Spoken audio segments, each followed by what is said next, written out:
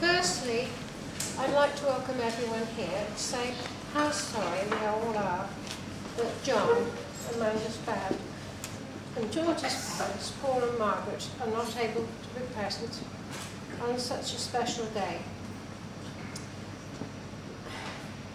I'm sure they would all be very proud to see such a lovely bride and handsome groom. And I'd like you first of all to raise your glasses and drink to absent friends. To absent friends. I'm sure you will agree with me that both George and Amanda have not rushed into this marriage, which is good. My advice is to savour each other's company and agree with each other whenever possible. But if not possible, pretend. Never go to sleep at night without clearing the air, and I don't just mean opening the window. I'd like to welcome George into the family. George, as you may or may not know, was born in Boston in December 1959. Vintage year.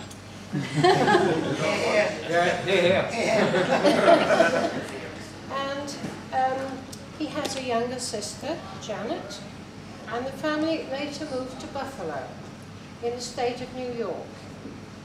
One of George's first memories, apparently, was the assassination of John F. Kennedy, sorry. Unless it wasn't George W. Bush. John F. Kennedy on November the 22nd, 1963, when George was nearly 4 years old. This hints at his interest in politics and the global picture. George's dad worked as a doctor in geriatric medicine. He still teaches at a university in Buffalo, although he is in his 80s.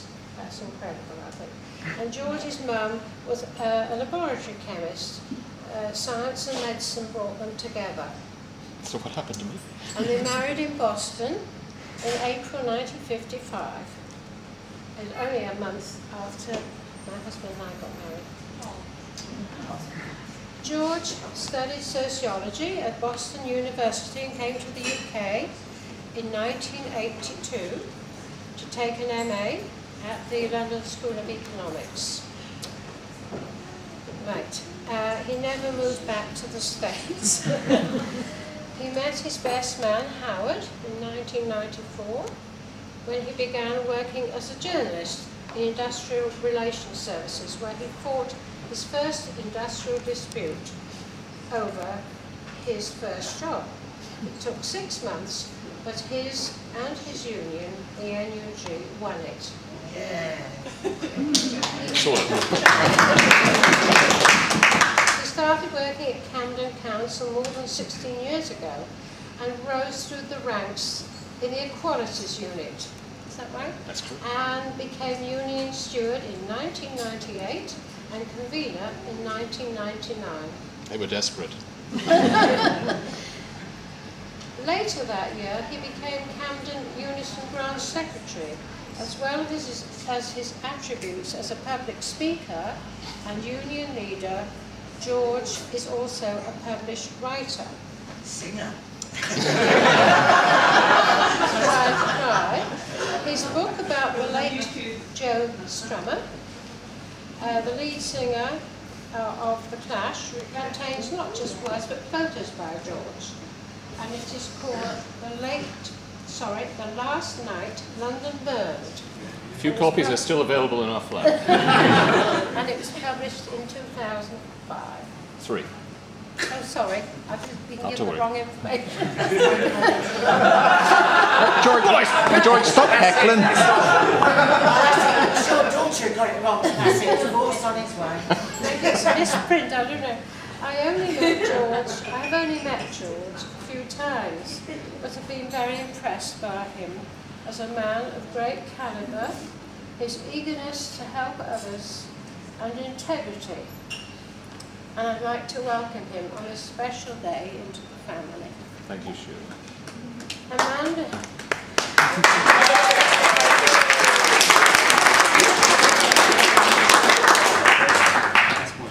Amanda was my third daughter and very special to me. And in case you didn't know, her name means to be loved. I remember learning Latin at school. We used to learn in those days. Amo, amas, I loved a lass, and she was tall and slender. Amas, amat, she laid me flat, though of the feminine gender.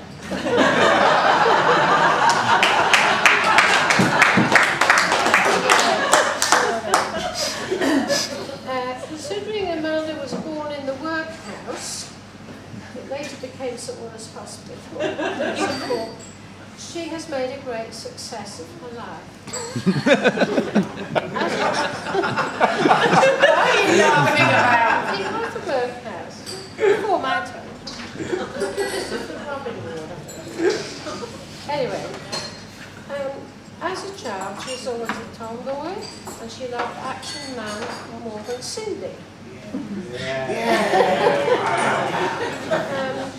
T-shirts and shorts more than that. But she won a scholarship to Clifton School in Bristol, where she spent many happy years and made a lasting friendship with Kat. She's here today. Stand. Stand up and take a bow.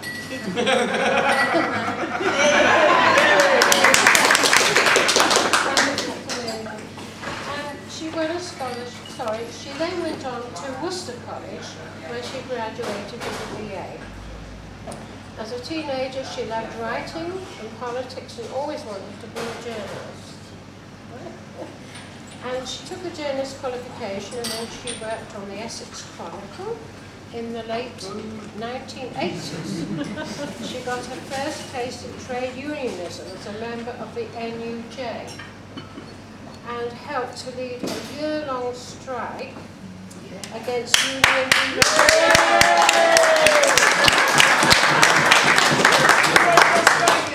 recognition, along with her close friends Brenda and Jackie, who has travelled all over New Zealand.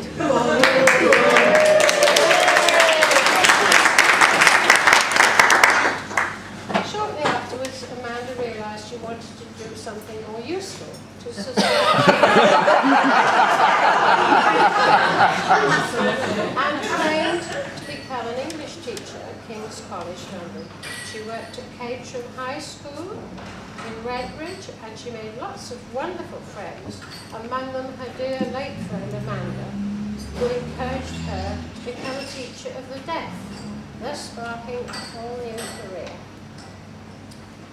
But first she spent an amazing 16 months travelling the world with Richie, Eastern Europe. We need to see the kilts. And they went to Eastern Europe, India, Nepal, Thailand and Malaysia. Eventually, having qualified at Birmingham University, she joined her friend and colleague Sarah Wilde, teaching in the deaf support. Stand up The deaf support base in a school in Tower Hamlets, where again she made some good friends and continued her activities as a member of the NUT. It was while working at St Paul's Way School she met George, and a mutual friend, Adrian. Coming later.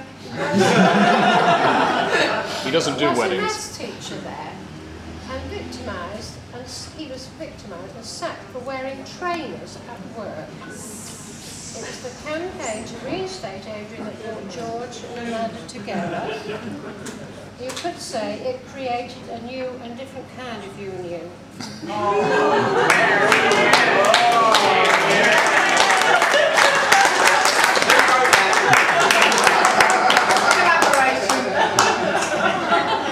I'd love you all just to hear a very short story that I read recently, and then that's it then. a beggar came into the kitchen door of a restaurant called the George and Dragon. "Could you spare me some food?" he asked.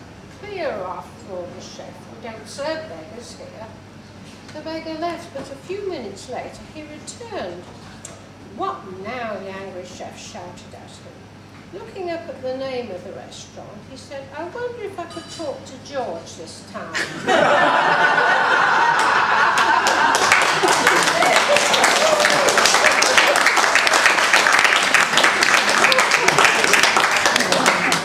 I'd just like you all to join me, I haven't got a glass, but to join me in raising your glasses to the bride and groom. May their happiness last forever, and may we be fortunate enough to continue being a part of it.